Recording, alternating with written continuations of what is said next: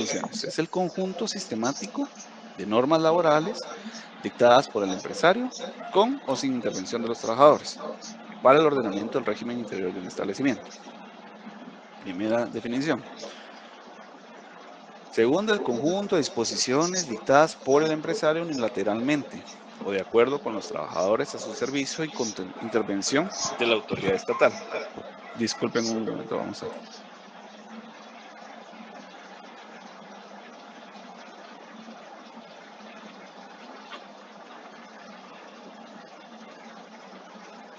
Mil disculpas. Es una algarabia el perrito que hay en la casa. Bueno, como les mencionaba entonces, las realiza de forma unilateralmente de acuerdo con los trabajadores a su servicio y con intervención de la autoridad estatal o sin ella. Contiene las normas necesarias para el desenvolvimiento efectivo de la protección laboral al fijar las líneas generales de los servicios laborales y el modo de ejecutar las tareas. Importante conocer acá, bueno, el primer término, que es un conjunto sistemático de disposiciones, usualmente es como que fuera tipo código, en el cual se va organizando, digamos, cada una de las normas que tendría que llegar a desarrollar. Todos los empleadores la realizan. Bueno, tienen la obligación aquellos empleadores que tengan más de 10 trabajadores. Si tienen menos de 10, no tendrían la obligación.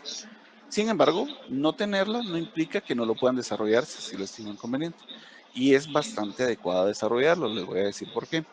Porque a través de las normas del reglamento interior es que muchas veces se van a desarrollar los preceptos que no están del todo claros en el propio Código del Trabajo. Ya vimos que hay algunas disposiciones que pueden ser contrarias o que son ambiguas o que dejan lugar a interpretaciones de distintas partes. Al tener un reglamento interior muy definido, nos permite que esas ambigüedades se vayan desvaneciendo, porque ya está la forma en que se deberían de llegar a desarrollar. Muchos, dependiendo del tipo de empleador, lo va a realizar de forma unilateral, como lo establece la definición, o bien lo hace con el empleador. Pero a mí nunca me han llamado como para desarrollar un reglamento interior de trabajo y probablemente ustedes tampoco. ¿Con quién se hace de forma ya consensuada? Usualmente es con sindicatos o grupos coaligados, en los cuales ya se ponen de acuerdo para las disposiciones. Eso es muy bueno porque incluso ahí ya se pueden agregar aspectos adicionales a lo que dice el Código de Trabajo. Creo que fue Yulisa que en un par de clases preguntaba cómo se veía el tema, por ejemplo, de los anticipos, porque la ley es un poquito escueta en ese aspecto. Entonces, a través del reglamento, allá pueden establecerlo. Incluso donde yo trabajo, el reglamento interior de trabajo hace o relaciona más bien la vestimenta que nosotros tenemos que tener. Hasta ese punto llega, porque nosotros tenemos que tener mucha formalidad. Entonces, em, digamos, redirige a otro cuerpo, que es el código de conducta y el código de imagen y vestuario que nosotros tenemos. Entonces, hasta esos aspectos pueden llegar a establecer. Eso es por un lado. Por el otro, hay distintas actividades que pueden poner en peligro la vida de las personas por el tipo de trabajo que se realiza, sobre todo, digamos, en producción masiva. Pueden suceder accidentes, pueden ser que hayan personas que necesiten equipo especial y profesional para poder desenvolverse.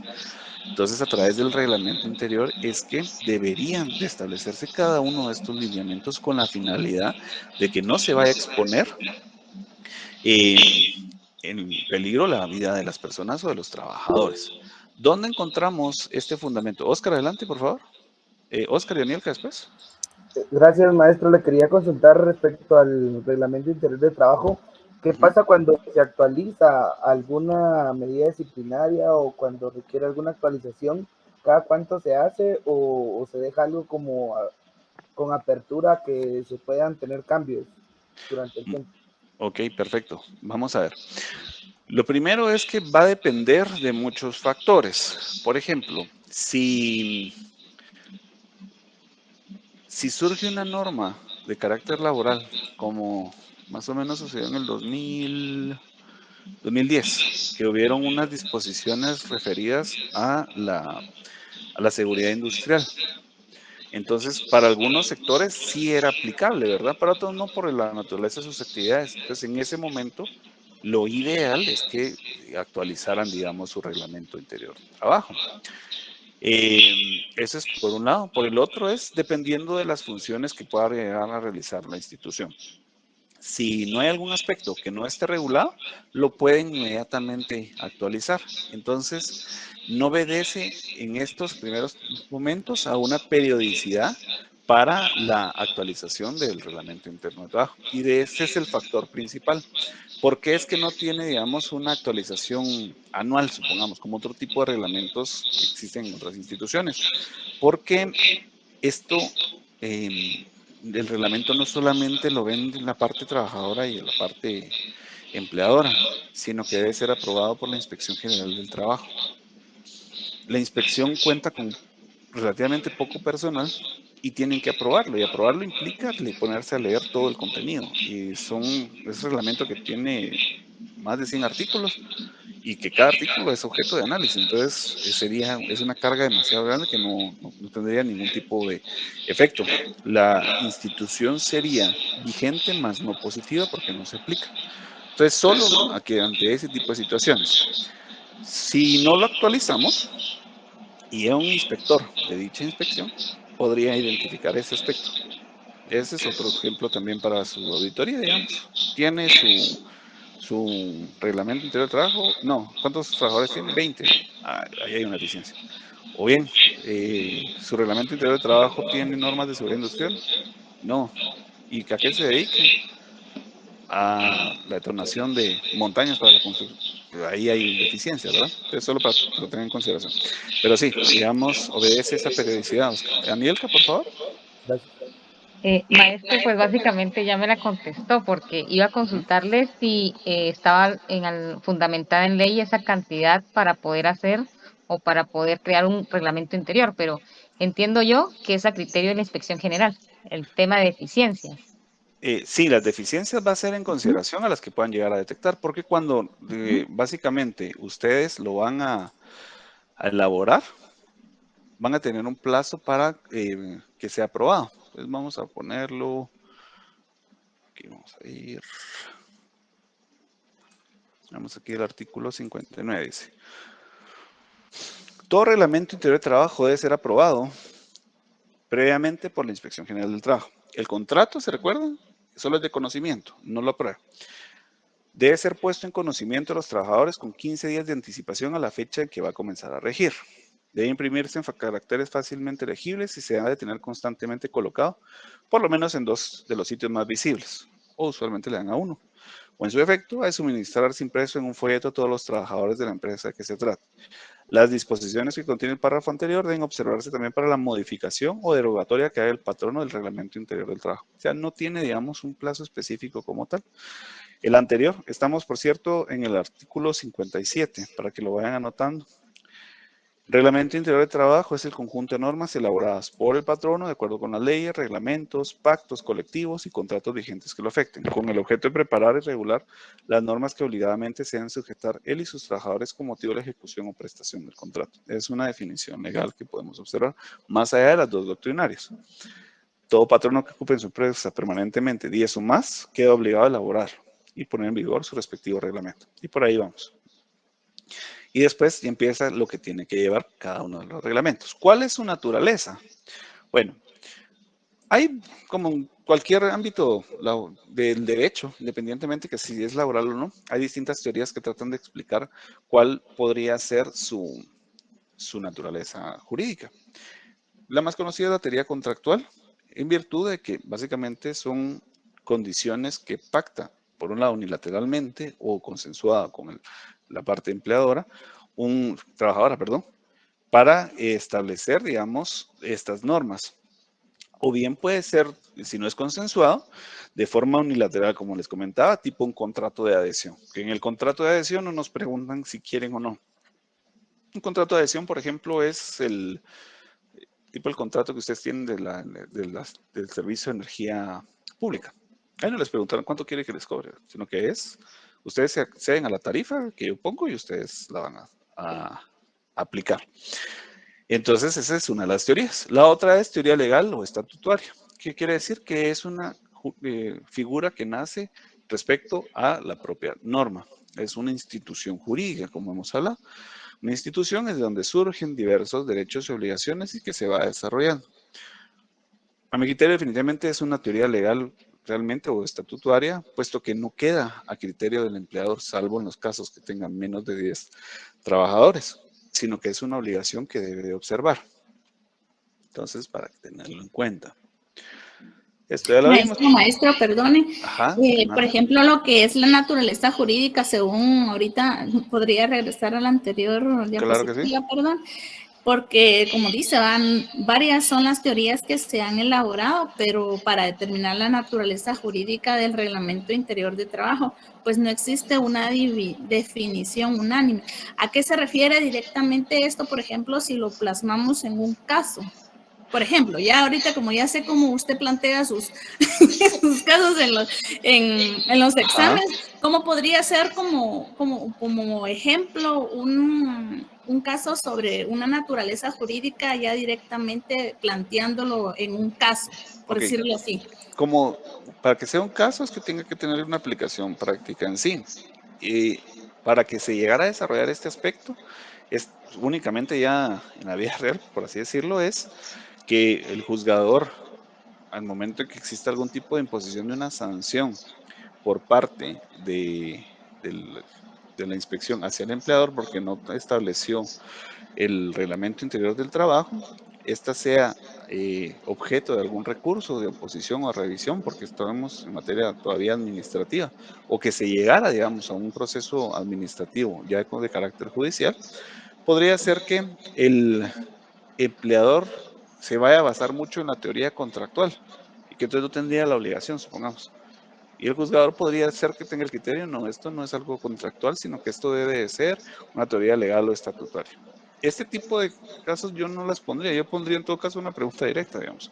Pondría, ¿cuál considera usted que es la naturaleza jurídica del reglamento interior del trabajo? Independientemente de cuál me las ponga, es criterio, porque estas son escuelas y ambas tienen fundamentos en sí. Entonces ahí podrían contestar. O sea, no me iría a algo que no es de dominio de su conocimiento.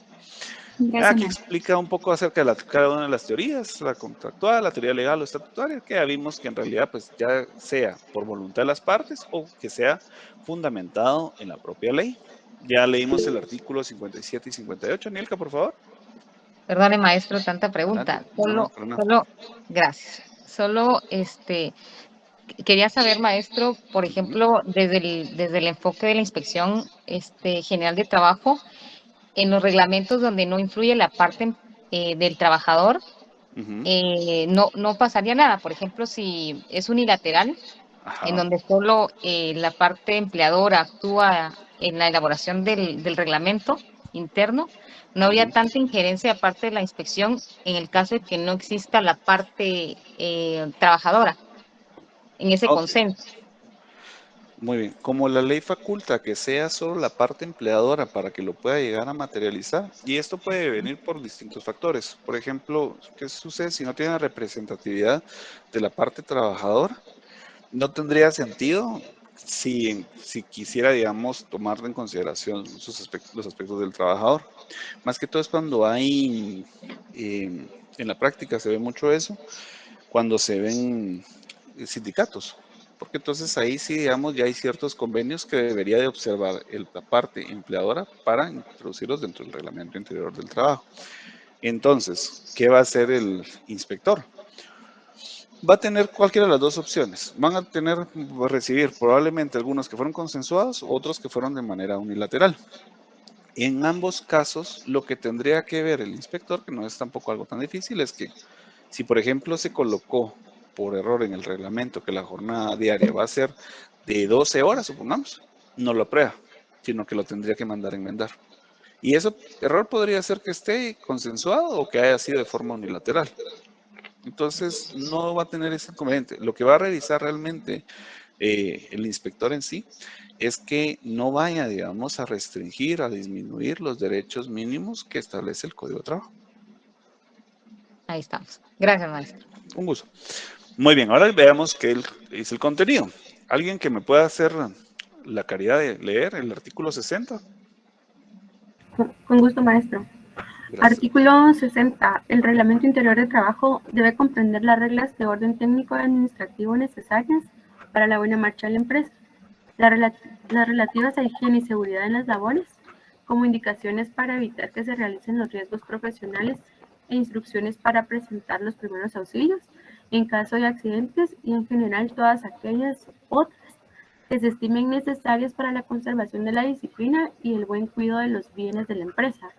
Además, debe contener, inciso A, las horas de entrada y de salida de los trabajadores, el tiempo destinado para las comidas y el periodo de descanso durante la jornada. Inciso B, el lugar y el momento en que deben comenzar y terminar las jornadas de trabajo. Inciso C, los diversos tipos de salarios y las categorías de trabajo que correspondan. Inciso D, el lugar, día y hora de pago. Inciso E, las disposiciones disciplinarias y procedimientos para aplicarlas. Ok, perfecto, Alma. Acá, digamos, ya vemos que existen varias normas que tienden a desarrollar muchos de los aspectos del propio código de trabajo. Un momentito.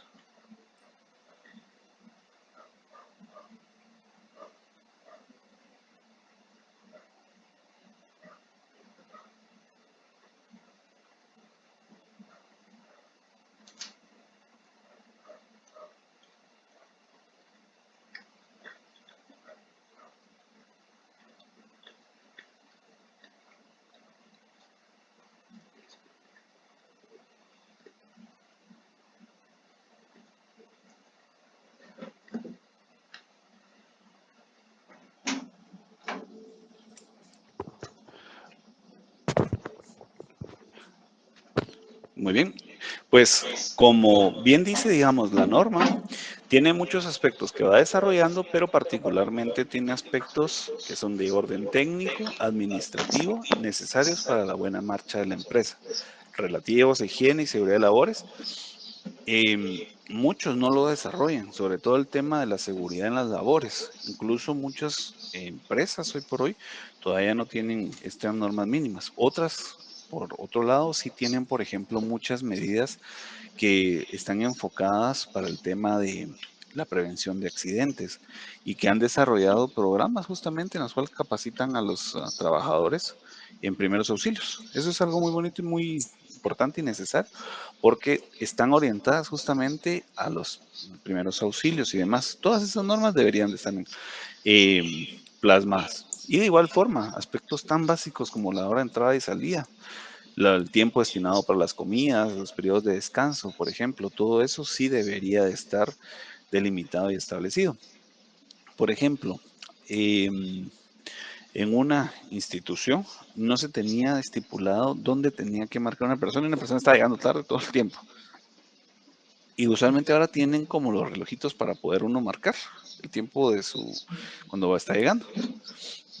Entonces, ¿se defendió laboralmente esta persona ante una amonestación? No llegó, no salió incluso a la esfera del trabajo, porque él argumentaba, yo estoy marcando al inicio, al momento de ingresar a la institución, pero la huella del tiempo se lo tomaban ya cuando estaba, digamos, en su puesto de trabajo. Y como no estaba desarrollado, entonces se dieron a la tarea de pensar de que sí, en efecto, digamos, la persona estaba marcando justamente el tiempo, pero se tardaba, supongamos, 2 minutos a llegar a su puesto, digamos, o 3 minutos, o qué sé yo, de forma reiterativa, por supuesto. Echa la ley, echa la trampa también.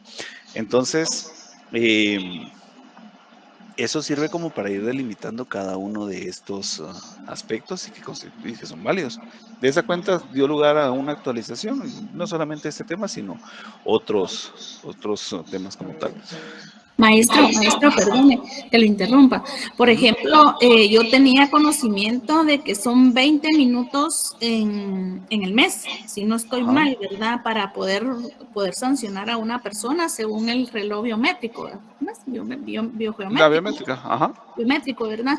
No sé si estoy mal. Entonces acá prácticamente al momento de sancionar a la persona, si no cuenta con esos 20 minutos que ya aplicarían para una amonestación, por decirle así, si nunca lo han amonestado, verbal, tendrían que recurrir a otro procedimiento más avanzado, ¿verdad? Por ejemplo, la amonestación verbal, la escrita y pues ya hacerle un acta administrativa para poder para poderlo sancionar para como un despido, ¿verdad? O sea, para darlo como un proceso disciplinario, ¿o me equivoco?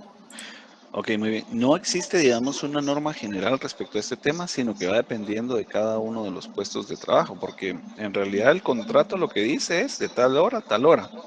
Ese margen que se da o no se da, digamos, de forma expresa, lo define en términos generales el empleador. Por cuestiones prácticas siempre van a dar un margen. Dependiendo de las instituciones va variando. Por ejemplo, donde yo estoy,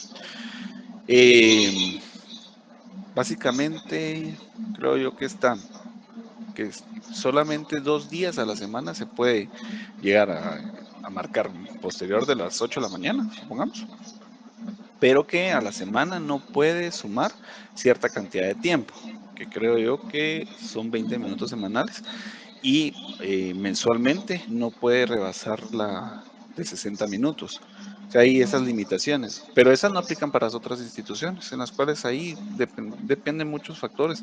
En algunos ni siquiera lo tienen. Entonces, si no lo tienen estipulado, se tendrían que basar específicamente en el contrato individual de trabajo, que diga, mire, usted su hora de trabajo es a las 8, no hay margen de tolerancia, ni tendría, pero entonces lo mejor es desarrollarlo, ¿verdad? Pero sí varía bastante de lugar en lugar. Importante que lo que mencionó es el tema de las amonestaciones, que aquí, digamos, ya lo pueden ir desarrollando un poquito más también. Por ejemplo, bueno, una persona cometió una falta, dependiendo de la gravedad de la falta y cómo la vamos a graduar, porque si no queda dentro de la subjetividad del empleador. Y el empleador puede tener distintos criterios, buenos o malos, ¿verdad? Entonces, mientras todo quede plasmado, es mucho más claro y mucho más fácil.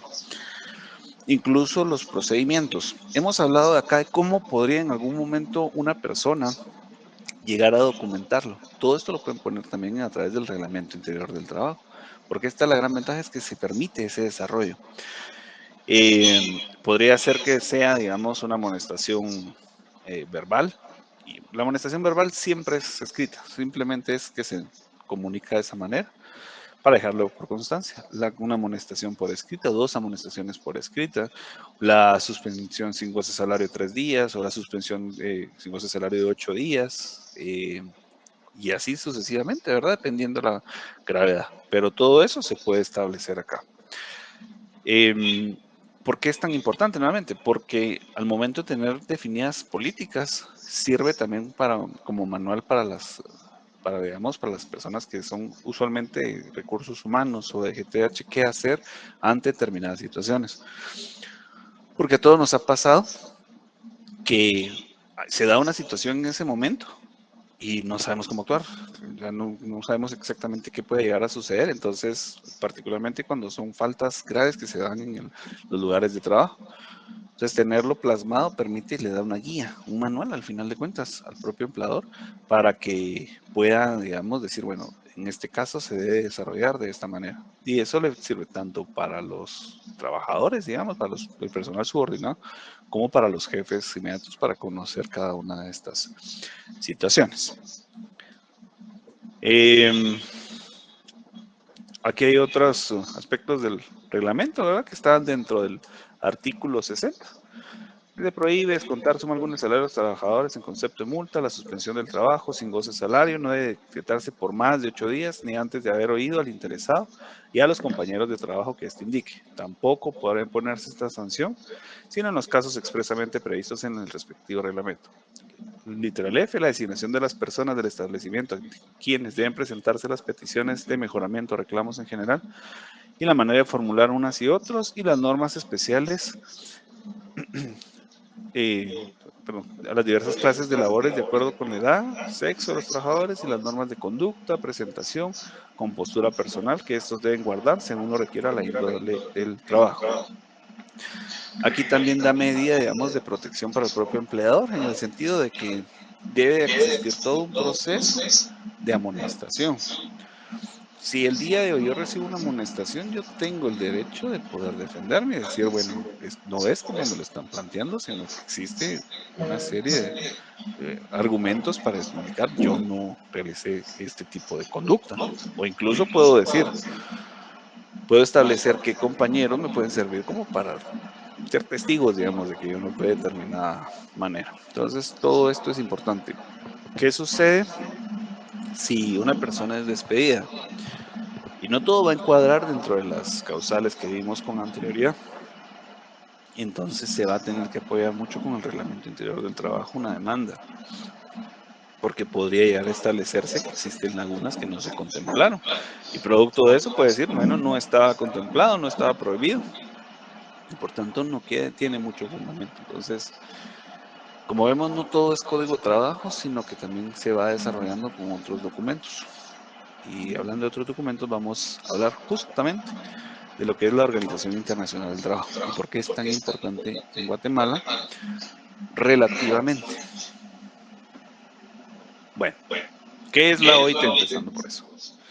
La OIT es la Organización Internacional del Trabajo, o OIT, que está consagrada a la promoción de la justicia social, de los derechos humanos y laborales, reconocidos internacionalmente persiguiendo su misión fundadora. La justicia social es esencial para la paz universal y permanente.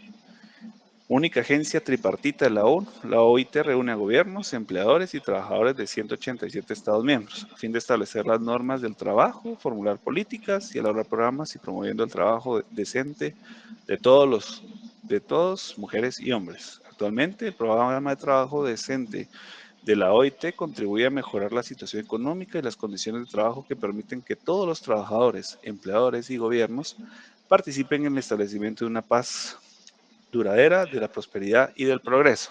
Bueno, hablemos un poquito de la OIT entonces.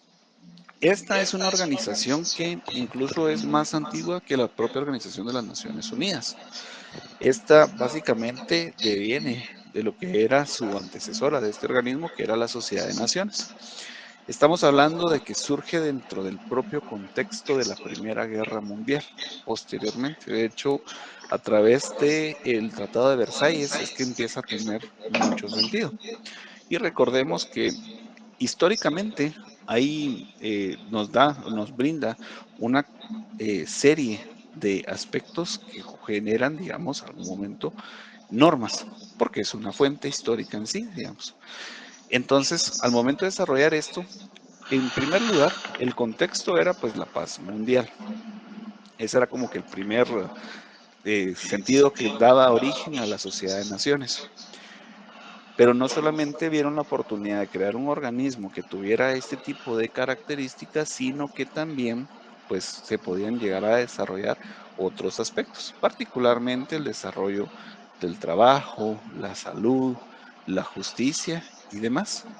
Estos son, digamos, los antecedentes de todo el cuerpo normativo de carácter internacional que es tan importante para las propias jurisdicciones. Muchos de los aspectos que están investidos dentro de un código, por ejemplo, el Código de Trabajo, o también otro tipo de normas, como por ejemplo el Código Penal o leyes penales especiales, surgen producto de lo que es los tratados de carácter internacional. Vamos a hablar un poco acerca de cuál es la eficacia y eficiencia de los propios tratados, cómo se quedan muchas veces muy cortos. Sin embargo, es importante que se tengan en consideración estos. Y sucede que también dentro del Estado de Guatemala tiene compromisos que debe llegar a aplicar. Algunos los ha observado de una mejor manera, otros todavía no. Sandra, adelante. Maestro, disculpe, solamente una compañera, Dalia Karina, ha tenido mala conexión con su internet, pero Ajá. estaba pidiendo ingresar, pero no la deja. No sé si usted nos puede ayudar con ello, dar ingreso. Vamos a ver. Fíjese que no he recibido ninguna solicitud ahorita de que ingrese una persona. Vamos a ver. ¿Cómo podemos invitarla?